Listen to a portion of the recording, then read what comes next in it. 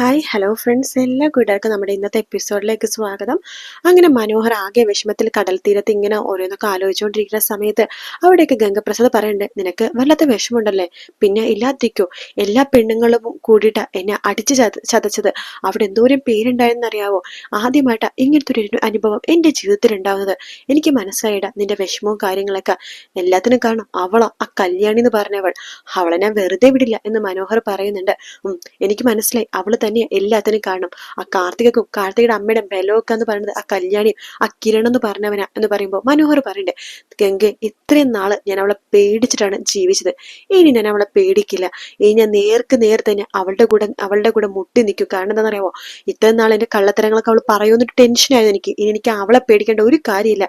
പിന്നെ അവളുടെ ഭർത്താവ് കിടപ്പിലാണല്ലോ, അതുകൊണ്ട് നമുക്ക് പേടിക്കാനേ ഇല്ല എന്ന് പറയുമ്പോൾ അത് ശരിയാ, അവളെ നല്ല സമ്മതിക്കണം. അവളുടെ ഭർത്താവ് കിടപ്പിലായിട്ടും അവളുടെ അമ്മായച്ചനെ പോയി ഞാൻ ഉപദ്രവിച്ചിട്ടും അവൾക്കൊരു മാറ്റമില്ല, അവൾക്കൊരു പേടിയില്ല, ഒരു കുലുക്കമില്ല.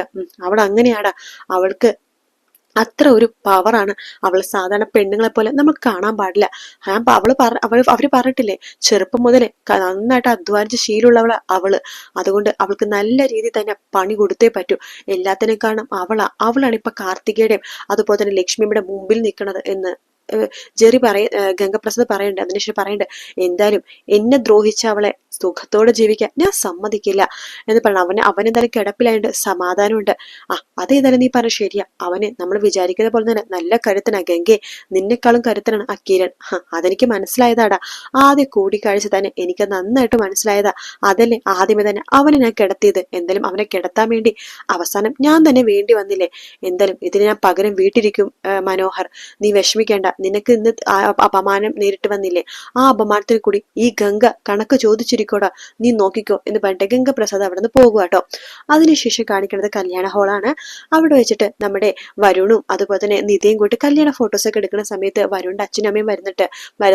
കല്യാണം എടുത്തും കൂട്ടുകാരത്തോട് പറയണ്ട, അതെ നിങ്ങളിവിടെ മാറി നിന്നാ മതിയോ, ഫോട്ടോസ് ഒക്കെ എടുക്കണ്ടേ, ഫോട്ടോസിൽ നിങ്ങളൊക്കെ വരണ്ടേ, ഈ കല്യാണം നടക്കാൻ കാരണം നിങ്ങളാണ്. അപ്പൊ ഫോട്ടോസിൽ ആദ്യം വരേണ്ടത് നിങ്ങളുടെ ഫേസ് ആണ്, വാ എല്ലാരും വാ എന്ന് പറഞ്ഞിട്ട് എല്ലാരും വിളിച്ചിട്ടുണ്ട് ഫോട്ടോസ് ഒക്കെ ഇനി എടുക്കുക കേട്ടോ.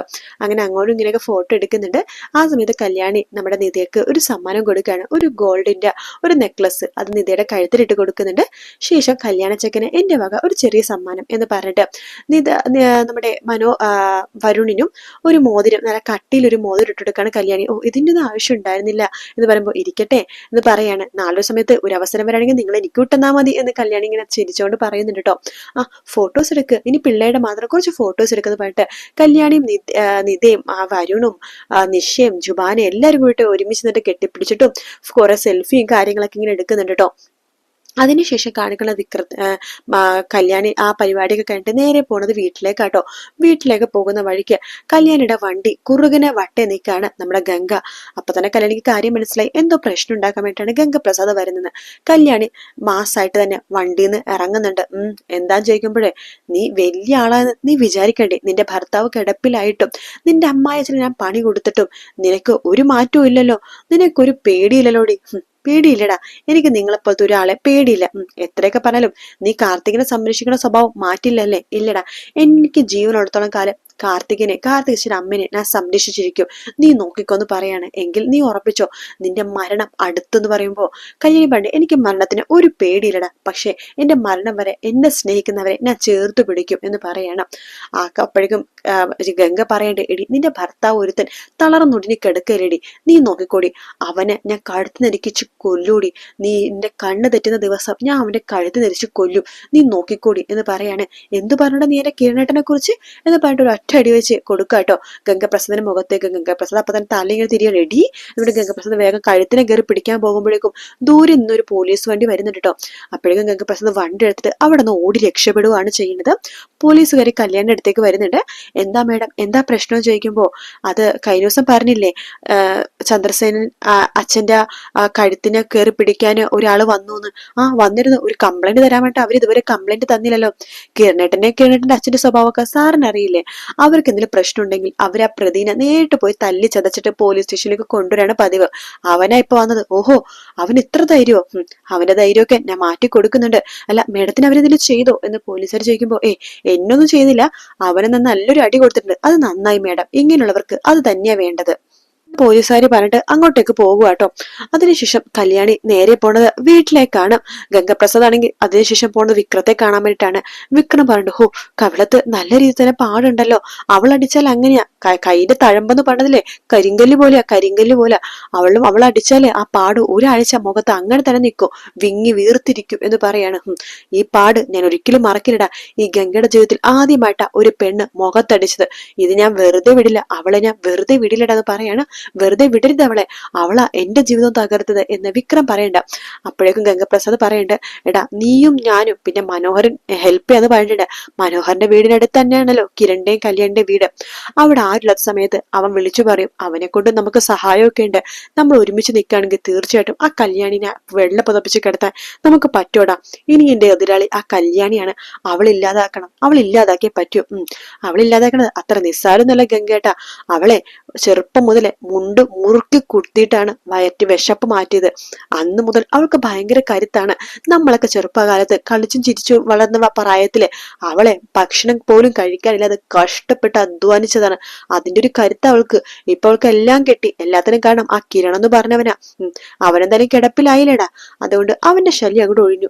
ഇനി ആ കല്യാണി അവളും കൂടി കിടപ്പിലായാലോ, അല്ലെങ്കിൽ അവള് തീർന്നടാ. എന്തായാലും എന്റെ മുഖത്തടിച്ചവളുടെ കഴുത്തിനെ പിടിച്ച് തിരിക്കും ഞാൻ എന്ന് പറയുന്നുണ്ട്. ഗംഗേട്ടന്റെ കൂടെ എല്ലാത്തിനും സഹായിയായിട്ട് ഞാനുണ്ട് എന്ന് വിക്രം പറയാണ്. അതും മതിയടാ, എന്തായാലും അവളെ ഞാൻ ഇന്നല്ലെങ്കിൽ നാളെ തന്നെ തീർത്തിരിക്കും എന്നൊക്കെ ഗംഗപ്രസാദ് പറയുന്നുണ്ട് കേട്ടോ. പിന്നീട് കാണിക്കുന്ന കല്യാണിനെയാണ്. കല്യാണിയുടെ കിരൺ പറയണ്ടേ, കല്യാണി നീ സൂക്ഷിക്കണം, അവനാള് നിസ്സാരക്കാരനല്ല, എനിക്കറിയാം കിരണേട്ടാ, അവനും കൂടെ വരട്ടെ. എന്തായാലും ഞാൻ കുറച്ചു ദിവസത്തേക്ക് വർക്കിനൊന്നും പോകണ്ടെന്നാണ് വിചാരിക്കണത്. അത് നന്നായി കല്യാണി, ഞാൻ നിന്നോട് പറഞ്ഞല്ലേ കുറച്ചു ദിവസം നീ ഇവിടെ ഇരിക്കാനായിട്ട്. ഞാനിവിടെ തളർന്നു കിടക്കുന്നോണ്ടാ, അല്ലാന്നുണ്ടെങ്കിൽ എന്നെ ഉപദ്രവിക്കാനും അവൻ വന്നാനെ. എന്തായാലും ഒരു കാര്യം ഉറപ്പാ, നീ ഇവിടെ ഉണ്ടെന്നുണ്ടെങ്കിൽ നിന്നെ അന്വേഷിച്ച് അവൻ ഇവിടെ വരും. നമുക്ക് അവനെ പിടിക്കാൻ കിട്ടുന്ന ഒരു അവസരമാണ്.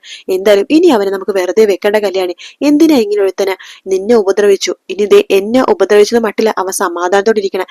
എന്റെ അച്ഛന് നേരെ കൈവച്ചു, അവൻ എന്തായാലും വെറുതെ ഞാൻ വിടില്ല. എന്റെ അച്ഛന് നേരെ കൈവെക്കാൻ മാത്രം അവൻ ആളായല്ലേ. അതിനുശേഷം നിന്നെ ഭീഷണിപ്പെടുത്തി എന്നെ കൊല്ലാൻ നോക്കി നമ്മളെ സ്നേഹിക്കുന്നവരൊക്കെ അവൻ ഇല്ലാതാക്കുന്നു.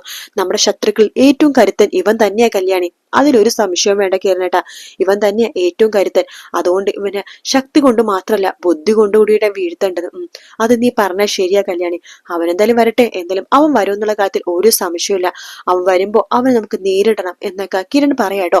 പിന്നീട് കാണിക്കണം നമ്മുടെ ഗംഗപ്രസാദിനെ തന്നെയാണ്. അയാൾ രാത്രി ആവുമ്പോഴേക്കും ഒരു വലിയൊരു കത്തി എടുത്തിട്ട് ഇങ്ങനെ സൂക്ഷിച്ചിങ്ങനെ നോക്കുവാണ്. അത് കാലിന്റെ ഇടയിൽ വെക്കാൻ വേണ്ടി ഇങ്ങനെ ഇരിക്കുന്ന ഭാഗത്തോട് കൂടിയിട്ടോ ഇന്നത്തെ എപ്പിസോഡ് തീരുന്നത്.